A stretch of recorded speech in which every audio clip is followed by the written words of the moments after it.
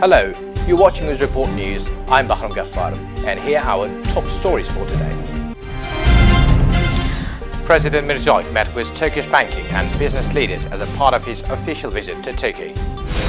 Tashkent will host an international marathon for the second time on March 22nd. The independence of judiciary was a key topic of discussion at Tashkent's International Press Club. As a part of his official visit to Turkey, President Mirziyoyev held a meeting with heads of leading Turkish companies and banks in Ankara. The event was attended by the leaders of Association of Chambers of Commerce and Exchange of Turkey, the Turkish Agency for Cooperation and Coordination, and a number of other Turkish companies. As a part of his official visit to Turkey, President Shavkat Mirziyoyev attended the ceremonial opening of Turkey's presidential library with President Recep Tayyip Erdogan. Built inside the presidential complex in Ankara, the presidential library is home to 4 million printed publications and over 120 million electronic files. President Mirziyoyev presented the library with a copy of the rarest Ottoman Quran, copied by Uzbek calligraphers, and facsimile copies of Masnavi by Rumi and the book on medicine by Al-Razi, along with some other rare manuscripts. Turkey's libraries include over 100 manuscripts of Alisher Navoy. At the ceremony, which was attended by around 2,000 distinguished guests from around the world, President Mirziyoyev noted that modern schools and research and educational centers are being opened in Uzbekistan. The international research centers of Imam Bukhari and Imam Termezi have been established in Samarkand and Sukhandarya, respectively, and there are other schools for religious studies operating in the country. The Center of Islamic Civilization is being built in Tashkent. This year, Uzbekistan will also host a number of events to celebrate birthdays of great thinkers such as Gishduvani, Naqshband, and Behbudi. Several international events are planned to celebrate the declarations of Bukhara as the capital of Islamic culture and of Khiva as the capital of Turkic world culture. President Mirziyoyev noted that over 100,000 rare manuscripts are being installed in Uzbekistan and are waiting to be researched by scholars.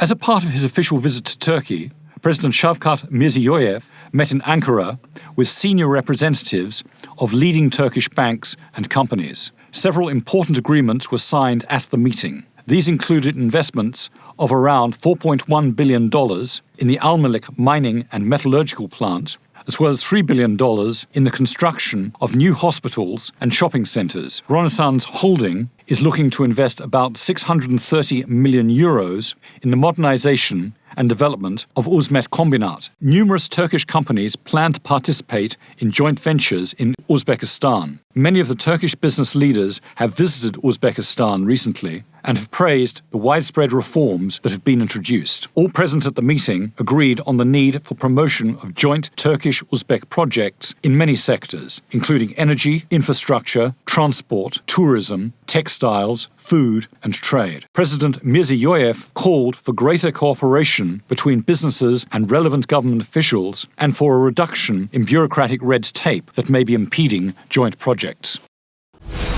The most important sports event of the spring of 2020 will start on March 22nd in Tashkent. The capital will host an international marathon for the second time. On this occasion, the total prize fund will be around $37,000. The Ministry of Physical Culture and Sports officials spoke about preparations and the rules.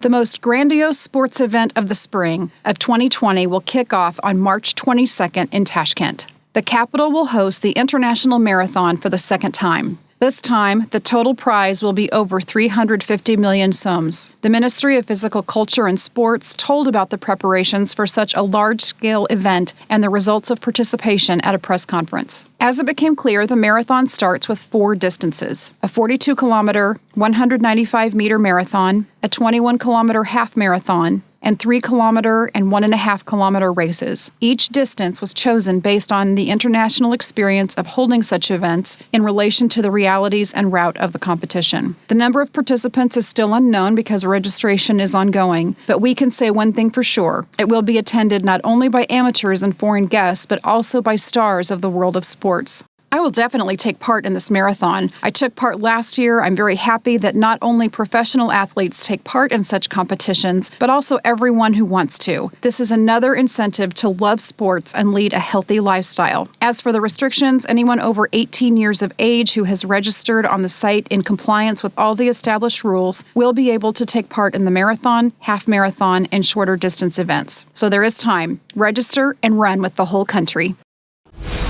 The shortcomings of the law on mass media, the media monopoly and many other issues were on the agenda of a round table held yesterday in Tashkent.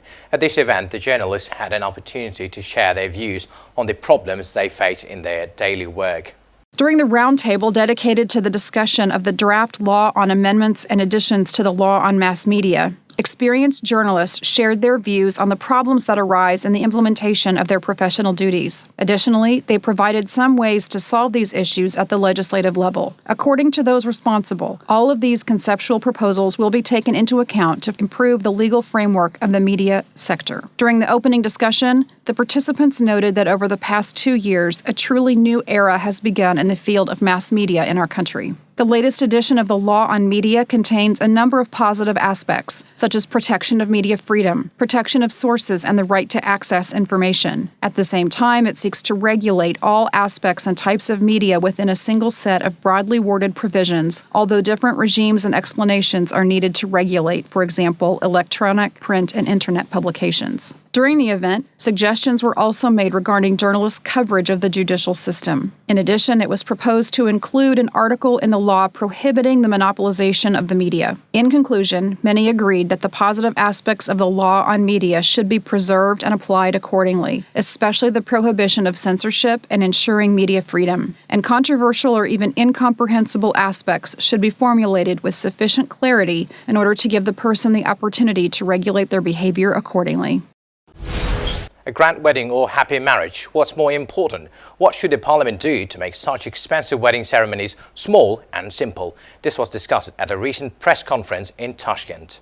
Can luxury weddings contribute to the happiness of youth? What should the parliament do to make such marriage ceremonies with large losses more compact and simple? This issue was raised during the last press conference in Tashkent. The Cabinet of Ministers has prepared a special bill that provides for administrative responsibility for violations of the rules for weddings and other celebrations. Today, senators and deputies held meetings in the regions to explain in detail the requirements of the regulations. Speaking of fines, how will they help eliminate luxury? How much does the population obey the law?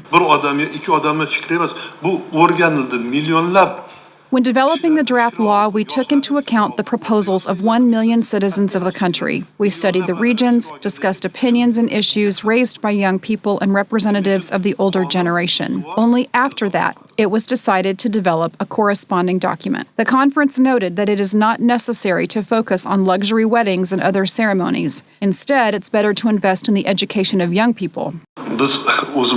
Let parents allocate money for their children's education. Why spend so much money on weddings? After all, this does not guarantee the future happiness of the newlyweds. Let them get a decent education first. There are many prestigious foreign universities in the country. At present, there is an urgent need to increase the number of centers for preparing boys and girls for the family. All reforms carried out by the government of the country are primarily aimed at ensuring respect for the adopted laws. In this regard, we all need to work on the implementation of the accepted documents. Only then will we be able to achieve our goals. After the adoption of the law, all its statutes are equally applicable. Uzbekistan's ambassador to the United States, Javlon Vakhabov, visited Mississippi for high-level discussions on agriculture. He met with newly elected governor of the state, Tate Reeves, ex-governor Phil Bryant, and the state agriculture minister, Andy Gibson. The U.S. ambassador to Uzbekistan, Daniel Rosenblum, also attended these meetings.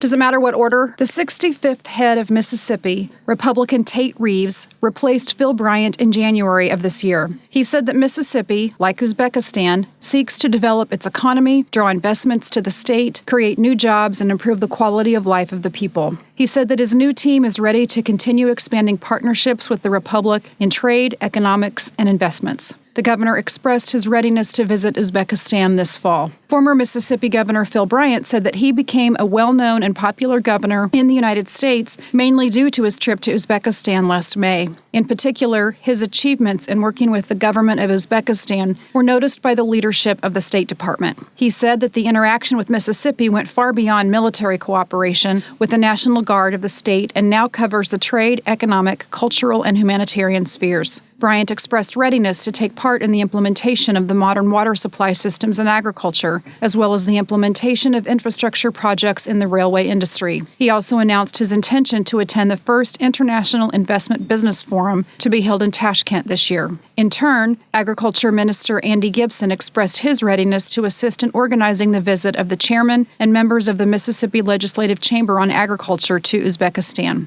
In addition, he will assist the Uzbek Embassy in the United States in establishing close contacts with leading poultry companies in Mississippi. Gibson invited the Minister of Agriculture of Uzbekistan to pay a working visit to Mississippi at a convenient time for him. Relations between Uzbekistan and the state of Mississippi are characterized by intensive dynamics of multifaceted cooperation. The meeting of the president with the Mississippi State delegation, led by the commander of the state's National Guard and Congressman Kelly, held in September 2018, was the starting point for bringing relations between the entities to a new level. In May last year, for the first time in the history of Uzbek-American relations, State Governor Phil Bryant paid an official visit to Uzbekistan. Tashkent's International Press Club hosted a wide-ranging discussion about independence of judiciary in Uzbekistan. Participants also spoke about problems in the investigation process and the need for fundamental reform of the legal system. My colleague has more.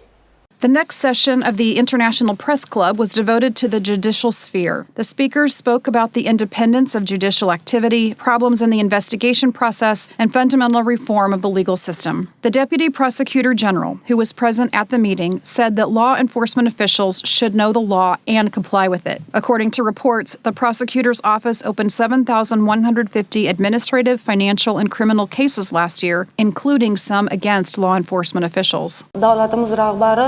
If law enforcement agencies work openly and transparently, then the public's confidence in them and in the legal system as a whole will certainly increase. The initiatives put forward in the President's address to the Parliament are aimed at awakening employees of the sphere. It doesn't matter who it is, the prosecutor or the investigator. I repeat, the system must work within the law. After all, the most terrible thing is when a law enforcement officer, knowing the law, crosses it. What kind of trust can we have then?